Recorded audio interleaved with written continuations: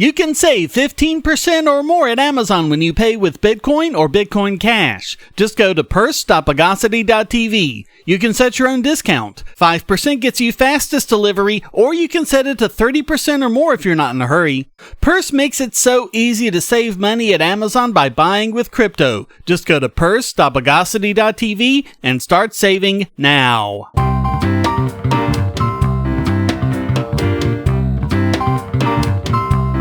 Welcome to the Bogosity podcast for the week of January 12th, 2020, the podcast that's running at a different speed.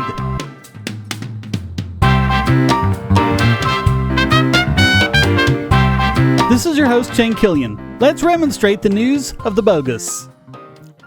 As happens every year, a number of bogus DMCA takedown notices are filed pretty much everywhere, and one of the biggest receivers continues to be TorrentFreak, which covers news about file sharing and related issues, but doesn't host any illegal content whatsoever.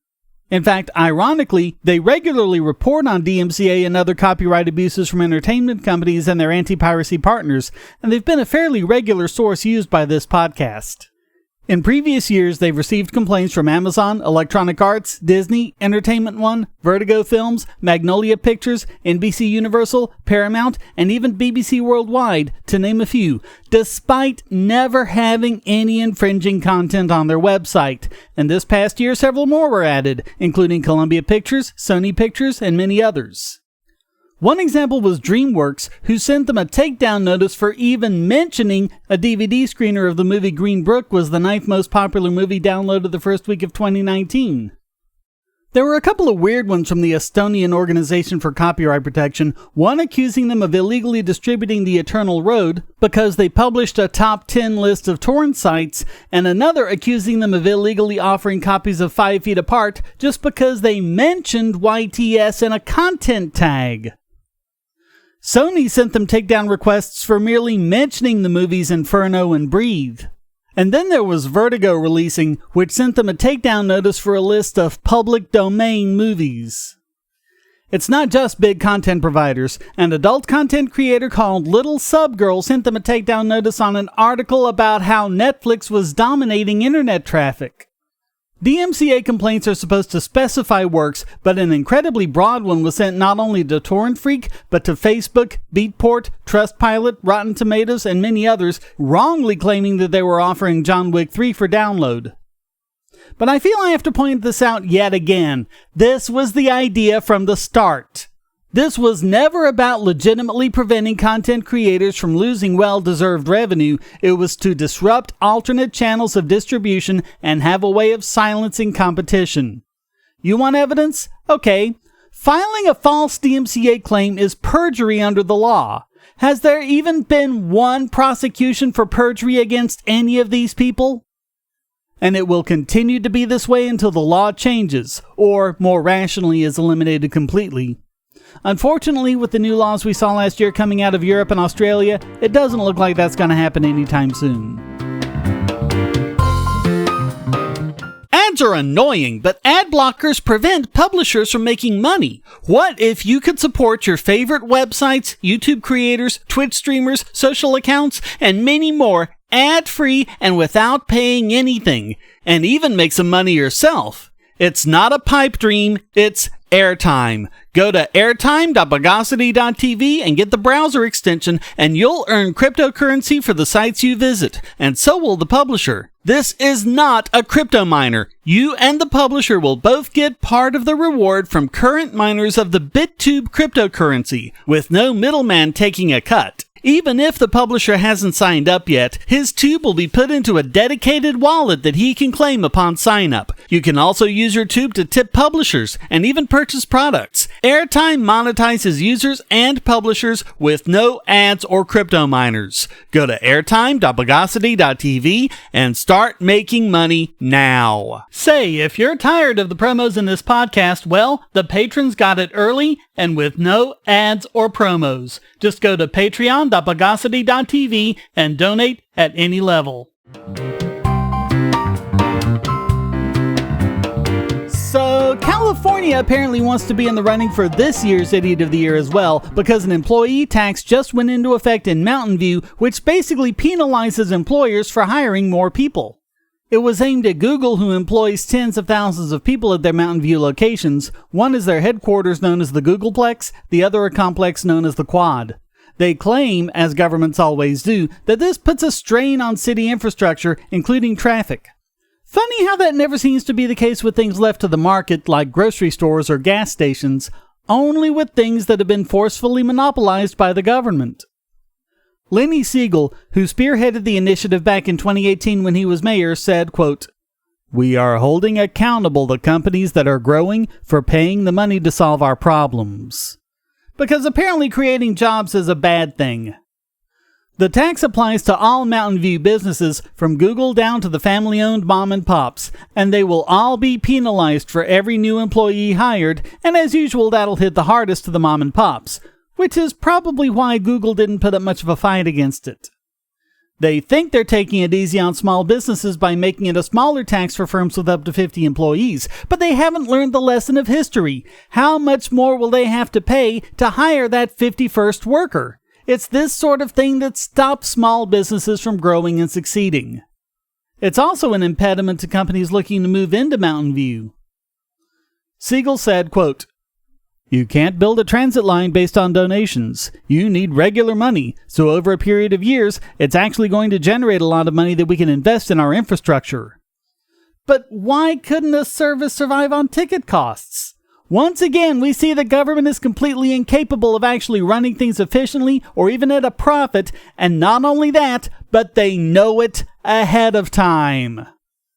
And if nothing else, maybe they should build that before building a stadium, or build housing before they build transit. At least get out of the market's way when they try to create these things themselves. Of course, there's nothing that says they have to use this money for infrastructure like they say. It's a general purpose tax. According to Siegel, quote, "You need some flexibility with an important new source of revenue like this. We have a range of things we've listed, and this will provide revenue to invest in improved infrastructure at a time when we have limited sources." An earlier head tax in Seattle backfired enormously and the tax was repealed. Meanwhile, other Bay Area cities like Cupertino, where Apple is located, Menlo Park, Sunnyvale, and Palo Alto are considering similar taxes. Only California could think it's a good thing to penalize businesses for every person they hire. You have to wonder if they're trying to destroy jobs in small businesses.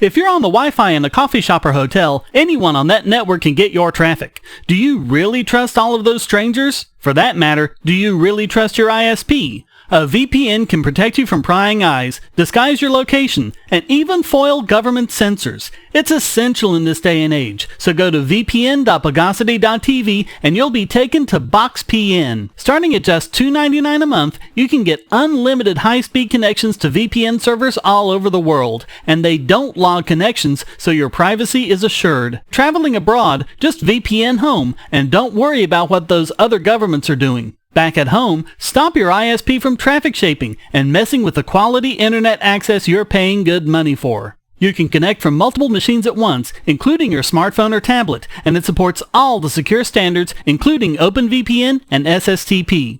Bypass censors and surveillance with your own secure VPN connection. Go to vpn.bogosity.tv.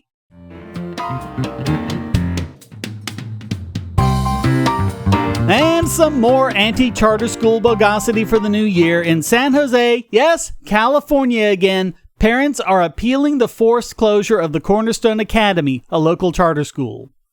The academy is getting incredible marks for their performance, far more than the local government-run schools, but their continued existence has been denied by the local school district. Yes, the very people they're competing with. Gee.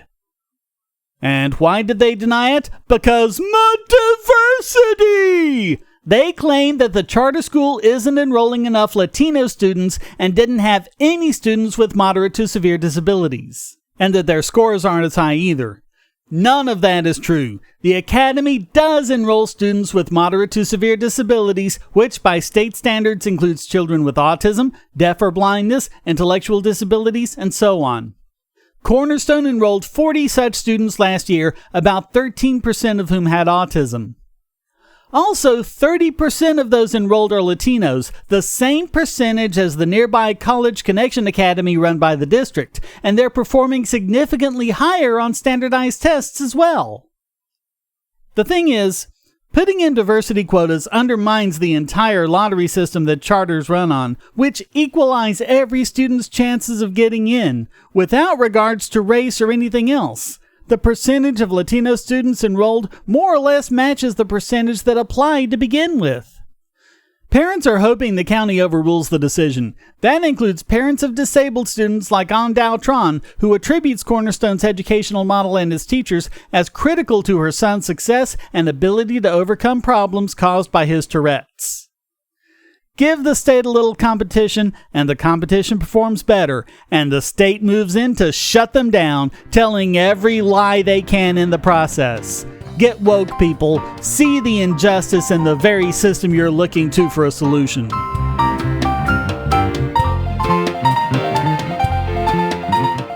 We live in a world where light bulbs connect to the internet, and recent attacks on them prove that your online security is under threat like never before. Not only your websites, but the internet-enabled devices you buy. And the biggest problem is weak passwords. That's why you need LastPass. LastPass allows you to randomly generate strong, unique passwords on the web and on your internet-enabled devices, all protected by one master password.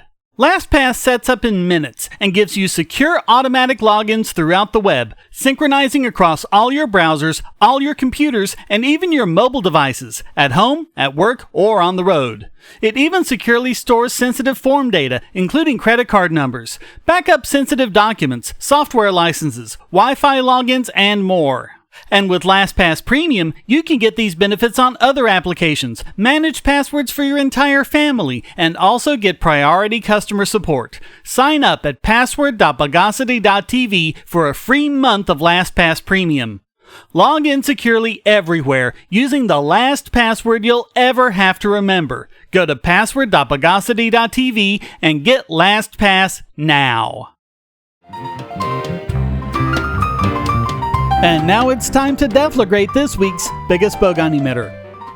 And this week it goes to just about every environmental activist in the world for the bogus fearmongering about Australia's wildfires, claiming that they're caused by global warming. In particular, Russell Crowe, Kate Blanchett, and Greta Thunberg have all blamed global warming and say the only solution to the problem is renewable energy. The argument is that global warming reduces rainfall, making forests drier, and when lightning strikes, it goes up like kindling. Aside from the fact that global warming doesn't work that way, the fact is that 87% of the fires are caused by human beings. In fact, very few, if any, of the fires currently being fought were caused by lightning. An analysis of over 113,000 fires over a 12-year period found that 40% of fires are due to arson, another 47% set by accident, and the same thing is true of the current season. It follows the trend of previous seasons. About half are children, half are elderly, and the deliberate arsonists tend to be between 30 and 60. 90% are male. As of last month, 183 people have been arrested for deliberately setting fires. It's summer now in Australia, and they tend to have hot, dry summers, but although the trend since 1960 has been for the summer heat to be rising, it's actually below what it was for most of the 20th century. It's been rising because 1966 was a historical low, and although this season's rainfall is down, overall since 1960 and overall since 1900, the average rainfall has been going up. They're also going out of their way to exaggerate the scale of the fires. Particular brickbats should go to ABC when they superimposed Australia over a map of the US with the fire areas shaded in red. The visualization implied that the area burning was equivalent to 25% of the land area of the US. It's the height of Bogosity when all you need to debunk ABC's map is ABC's reporting. It sounds bad when you say 12.35 million acres like ABC did, but 20,000 square miles doesn't sound as bad. About 3/4 the size of Lake Victoria, even less so. Other misleading pictures are being passed around. One artist's visualization of fire data covering a period of a month was passed around Twitter, including by celebrities like Rihanna, as a satellite photo showing the live extent of the fires. Another was a map of the fires indicated by flame icons, but the size of the icons were much bigger than the fires they represent, and include not just fires, but any heat source hotter than its surroundings, which could be gas flares, furnaces, or even reflective surfaces like industrial roofs. That's according to the Australian government's own website where the picture originates. And not just ABC's map, but other maps overlaid on the US and Europe are misleading because they aren't using the same map projections, and the size of Australia is exaggerated and many of its features disproportionate. The real reason these fires are getting so bad is that Australia has been severely restricting the controlled burning that can keep fires from becoming this severe. Like we see all over the world, government badly mismanages its forests. But Australia doesn't even let people manage their own. In many parts of Australia, thanks to environmental lobbying, people can't even cut down their own trees to make a fire break, let alone set control fires. Activists complain that the burns kill wildlife, especially baby birds, while apparently being ignorant that regular fires are part of a healthy forest. Small fires that clear out the dry underbrush prevent the hot megafires we're seeing today. Regular fires also return many nutrients to forest soil. In fact, many species of trees require regular fires to germinate their seeds. And there are even a lot of species of birds, such as some types of woodpeckers, that do very well after a forest fire. According to former Deputy Prime Minister Barnaby Joyce, quote, "We haven't had the capacity to easily access hazard reduction burns because of all of the paperwork that is part of green policy. We don't have access to dams because they've been decommissioned on national parks because of green policy. We have trees that have fallen over vehicles and block roads, so people cannot either get access to fight a fire or to get away from fires, and we can't knock over the trees because of Green's policy." Current Deputy Prime Minister Michael McCormick said the environmental activists were, quote, "disgraceful, disgusting," because they linked the fires to global warming. Not only are the environmental activists wrong when they blame global warming, they're actually the reason these fires are so out of control, not only in Australia, but in the US as well. So who else could possibly be this week's biggest Bogon emitter?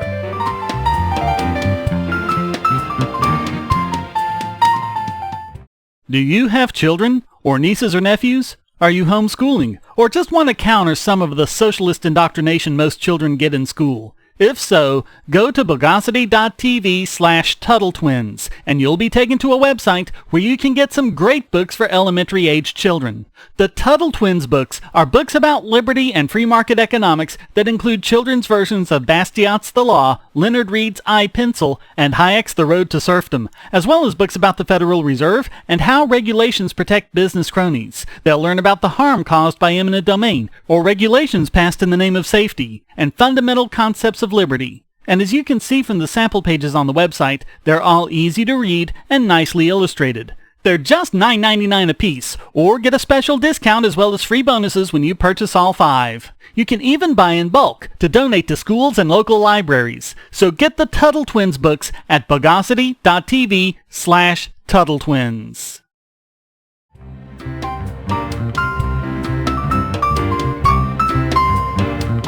And now let's anathematize this week's Idiot Extraordinaire.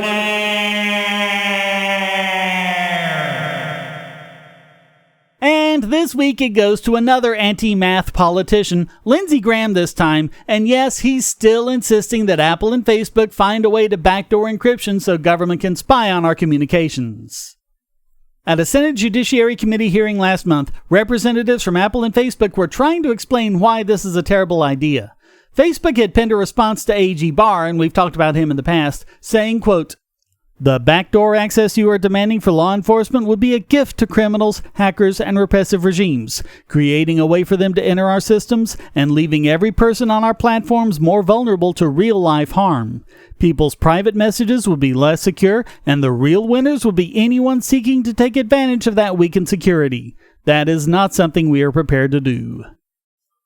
So Graham told them, direct quote, "You're going to find a way to do this, or we're going to do this for you. We're not going to live in a world where a bunch of child abusers have a safe haven to practice their craft. Period. End of discussion." You know, when he said we're going to do this for you, I somehow don't think he meant he'd go onto GitHub, write some code, and do a pull request. Gotta love the attitude of authoritarians. It's not only the incredible narcissism, it's the way they'll resort to direct threats to get their way. Normally, people in government try to disguise it. I guess Graham was tired of doing that. Facebook owns WhatsApp, which is an application that uses the secure Signal protocol for end-to-end encryption. Facebook also owns Facebook Messenger and Instagram and wants to tie all of those together into one secure infrastructure, not only allowing for secure communication, but also for cross-communication across all three apps. Facebook has told them all about the consensus of cybersecurity experts that weakening any part of an encrypted system means that it's weakened for anyone, anywhere. It's just not possible to create a backdoor that works for law enforcement but nobody else. Of course, Graham brought up child abusers as the excuse. One could be forgiven for being disturbed at how much this seems to be at the forefront of their thoughts. But the fact of the matter is, this is no kind of argument at all. The thing to understand is that end-to-end encryption does not encrypt things at either end. It just encrypts everything in between so that no third party can access it. Facebook, Google, Dropbox, Microsoft, and many others perform all sorts of scanning on images to identify content known as CSAI, which is what Graham is talking about. This can be done at the sending or receiving end, so the issue of end-to-end encryption is irrelevant. Why is that such a problem for power-hungry egomaniacs like Graham? Because these systems only support CSAI. They don't report anything else that we're up to. And that is what people like Graham have such a problem with, that make them completely lose it and yell at the professionals trying to school them, trying to counter math with threats. Protecting children is, as it always is, just an excuse. They can't stand the thought of giving up even an iota of power over us, and Graham just made that as clear as it could possibly be. Which is what makes Senator Lindsey Graham this week's Idiot Extraordinaire!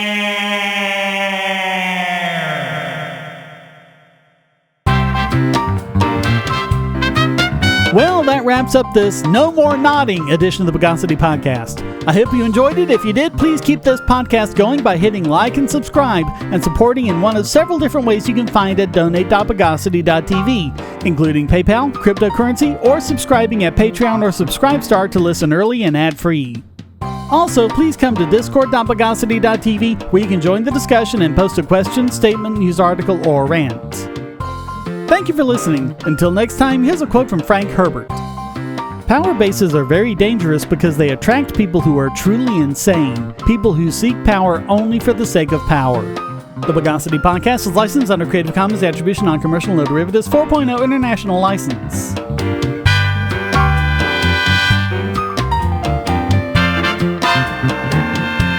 Bogosity.